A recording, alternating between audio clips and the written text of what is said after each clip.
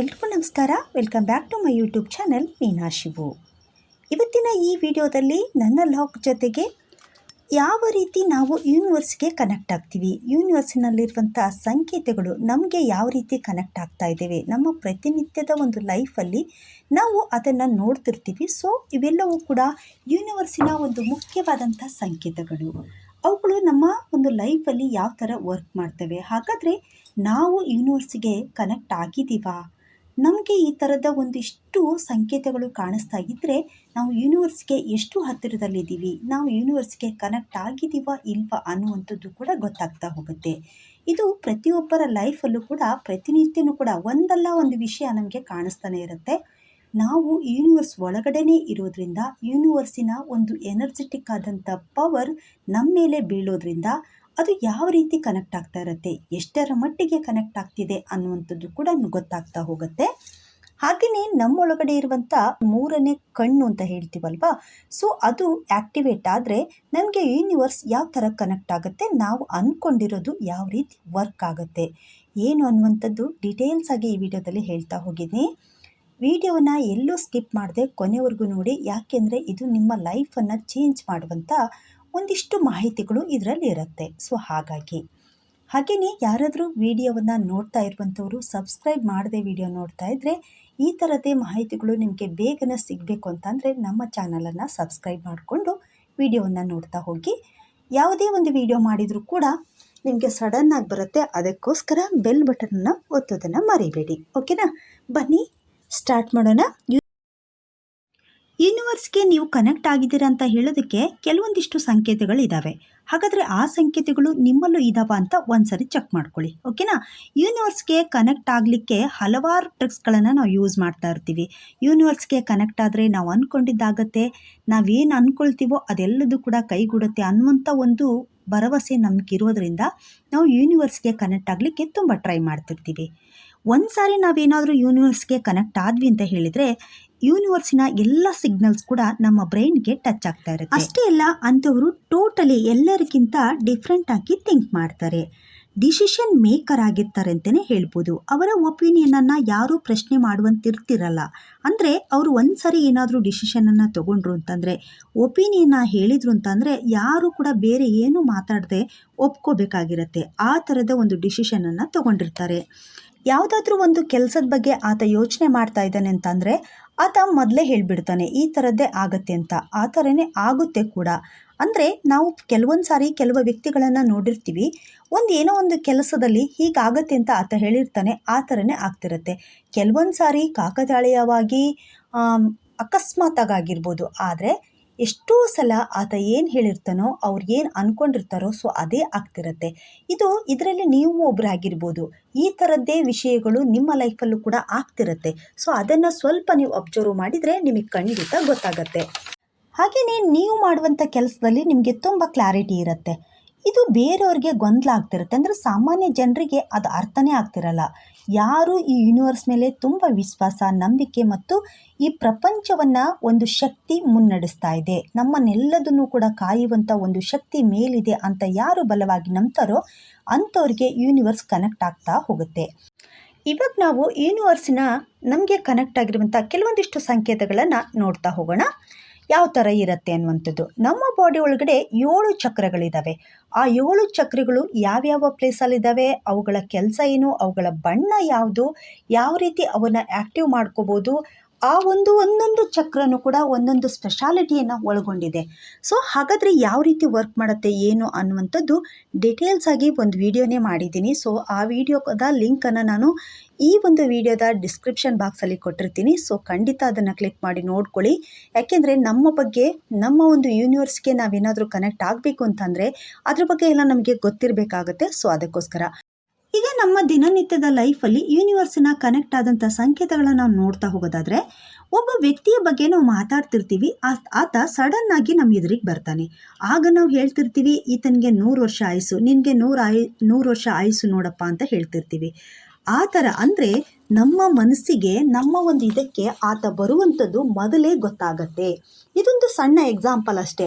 ಆತ ಅಲ್ಲಿಗೆ ಬರ್ತಾನೆ, ಆತನನ್ನು ನಾವು ಮಾತಾಡಿಸ್ತೀವಿ ಹೀಗೆ ಅಂತ ಅನ್ನುವಂಥದ್ದು ನಮಗೆ ಕಲ್ಪನೆಯೂ ಕೂಡ ಇರಲ್ಲ.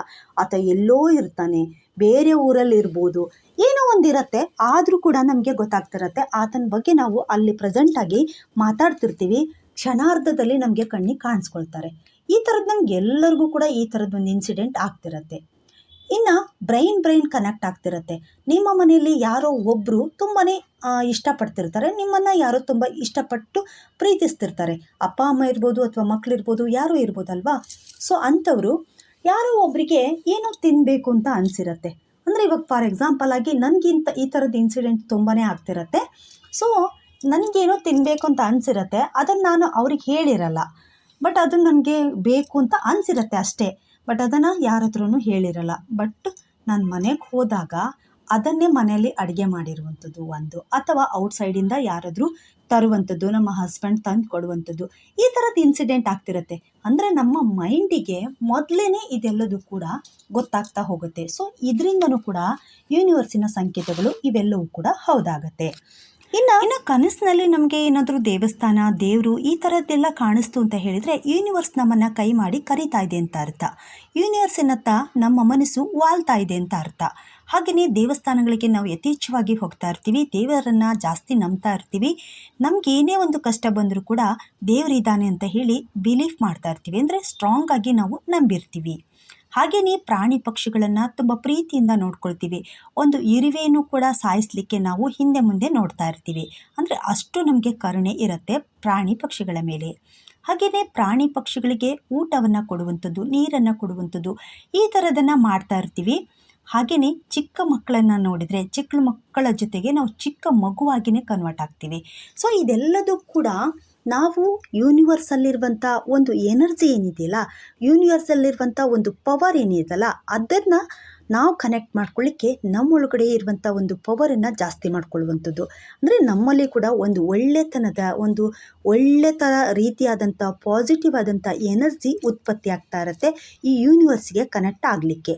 ಸೊ ಇದೆಲ್ಲದೂ ಕೂಡ ಹೌದು. ಹಾಗೆ ನಾವು ಪ್ರಕೃತಿಯನ್ನು ತುಂಬಾ ಇಷ್ಟಪಡ್ತಿರ್ತೀವಿ. ಪ್ರಕೃತಿ ಜೊತೆಗಿರಬೇಕು ಅಂತ ಅನಿಸ್ತಿರುತ್ತೆ. ಪ್ರಕೃತಿಯ ಸೌಂದರ್ಯವನ್ನು ನಾವು ಸವಿತಾ ಇರ್ತೀವಿ. ಯಾವಾಗಲೂ ಸಂತೋಷವಾಗಿರಬೇಕು ಅಂತ ಹೇಳ್ತೀವಿ. ಒಬ್ಬಂಟಿ ಆಗಿದ್ದರೂ, ಏಕಾಂಗಿ ಆಗಿದ್ದರೂ ಕೂಡ ತುಂಬ ಸಂತೋಷವಾಗಿರ್ತೀವಿ. ಏನೇ ಬರಲಿ ಅದನ್ನು ಧೈರ್ಯವಾಗಿ ಫೇಸ್ ಮಾಡ್ತೀನಿ ಅಂತ ಅನ್ನುವಂಥ ಧೈರ್ಯ ಇರುತ್ತೆ. ಬೆಳಿಗ್ಗೆ ಎದ್ದ ತಕ್ಷಣವೇ ಒಂಥರ ಹುಮ್ಮಸ್ಸಿರುತ್ತೆ, ಯಾವುದೇ ಥರದ ಫೀಲಿಂಗ್ಸ್ ಇರಲ್ಲ, ತುಂಬ ಖುಷಿಯಾಗಿರ್ತೀವಿ.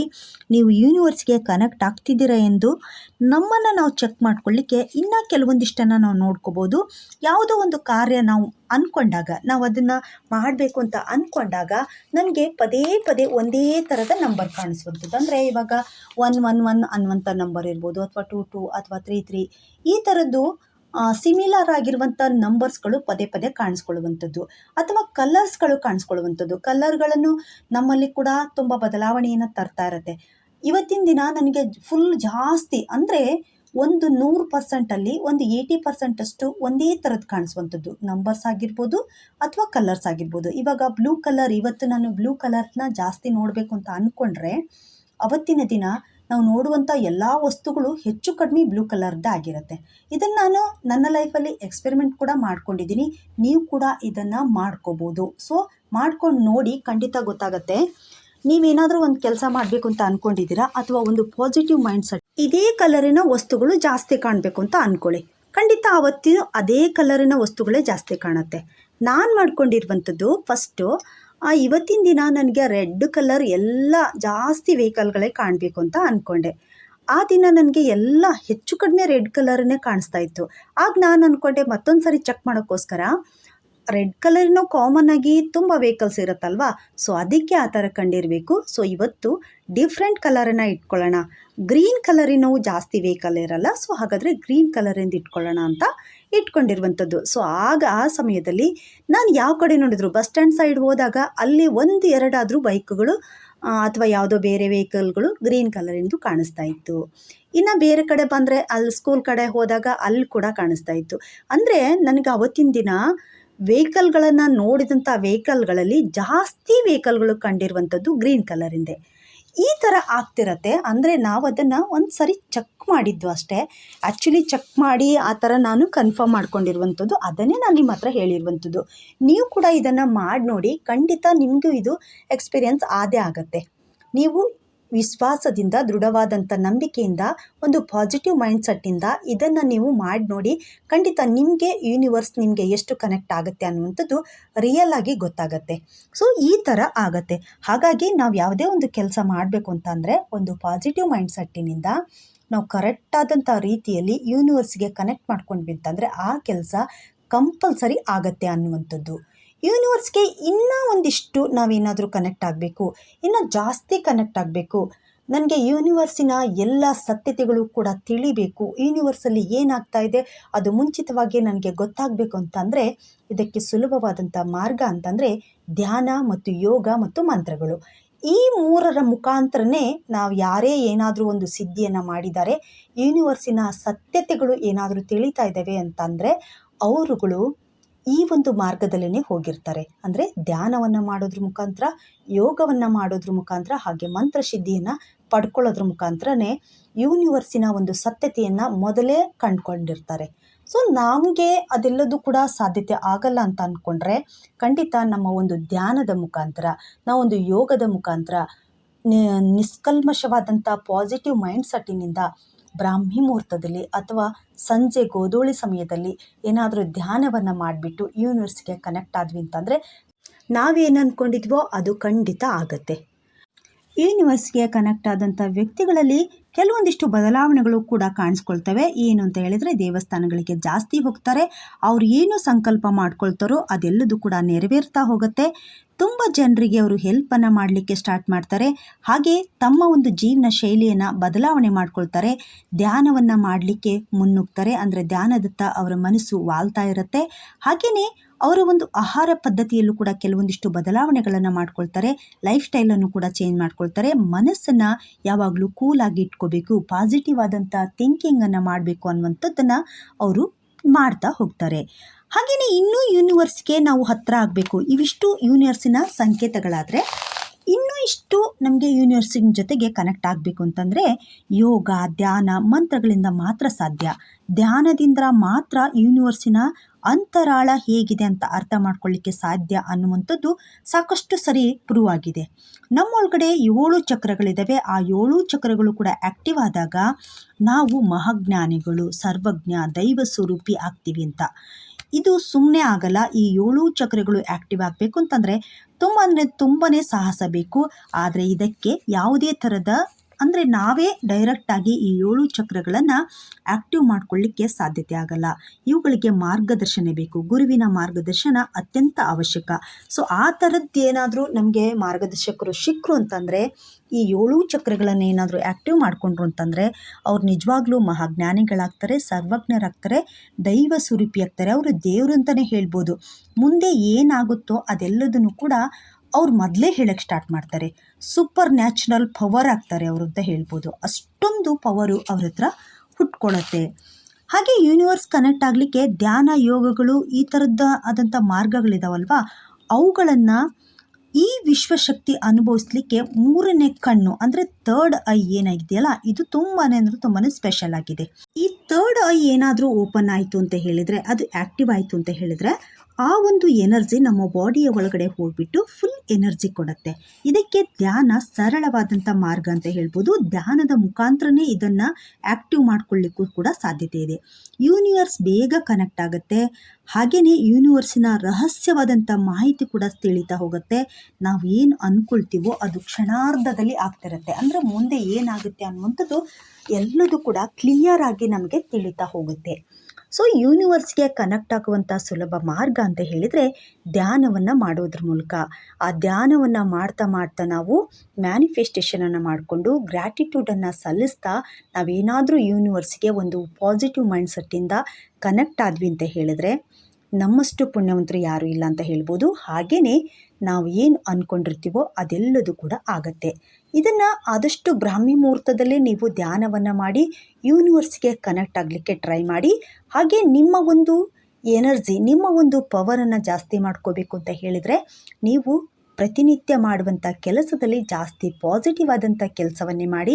ಹೆಲ್ಪಿಂಗ್ ನೇಚರನ್ನು ಬೆಳೆಸ್ಕೊಳ್ಳಿ. ಪ್ರಾಣಿ ಪಕ್ಷಿಗಳಲ್ಲಿ ಯಾವಾಗಲೂ ದಯೆ ಇರಲಿ. ಅವುಗಳಿಗೆ ಆಹಾರವನ್ನು ನೀಡುವಂಥದ್ದಾಗಿರ್ಬೋದು ಅಥವಾ ನಿಮ್ಗಿಂತ ಸ್ವಲ್ಪ ಕೆಳಮಟ್ಟದಲ್ಲಿ ಇರುವಂಥವರಿಗೆ, ಅಂದರೆ ಹಣಕಾಸಿನ ಒಂದು ತೊಂದರೆ ಆಗಿರ್ಬೋದು, ಅಥವಾ ಆಹಾರದ ಒಂದು ನಿರೀಕ್ಷೆಯಲ್ಲ ಇರುವಂಥವರಿಗಾಗಿರ್ಬೋದು, ಕಷ್ಟದಲ್ಲಿರುವಂಥವರಿಗಾಗಿರ್ಬೋದು, ನಿಮ್ಮ ಕೈಲಾದಷ್ಟು ಸಹಾಯವನ್ನು ಮಾಡುವಂಥ ಒಂದು ವ್ಯವಸ್ಥೆಯ ಮನಸ್ಥಿತಿಯನ್ನು ಬೆಳೆಸ್ಕೊಳ್ಳಿ.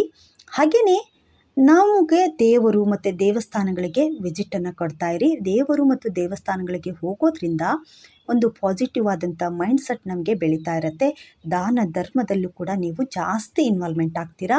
ಧ್ಯಾನದತ್ತೂ ಕೂಡ ನಿಮ್ಮ ಮನಸ್ಸು ಒಲಿತಾ ಹೋಗುತ್ತೆ. ಹಾಗೆಯೇ ಯೂನಿವರ್ಸ್ ಅಂತಂದರೆ ಒಂದು ದೈವ ಶಕ್ತಿ, ಒಂದು ನಮಗೆ ಗೊತ್ತಿಲ್ಲದೆ ಇರುವಂಥ ಒಂದು ಅದ್ಭುತವಾದಂಥ ಶಕ್ತಿ ಅಂತ.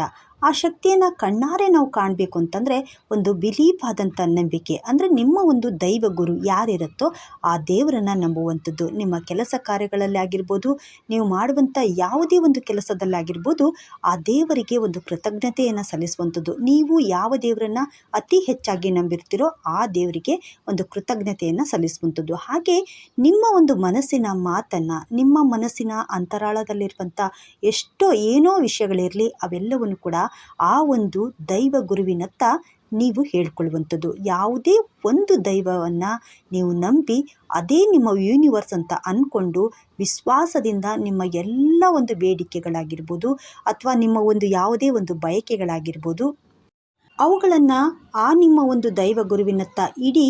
ಆ ಕೆಲಸ ನಿಮಗೆ ಖಂಡಿತ ಆಗುತ್ತೆ.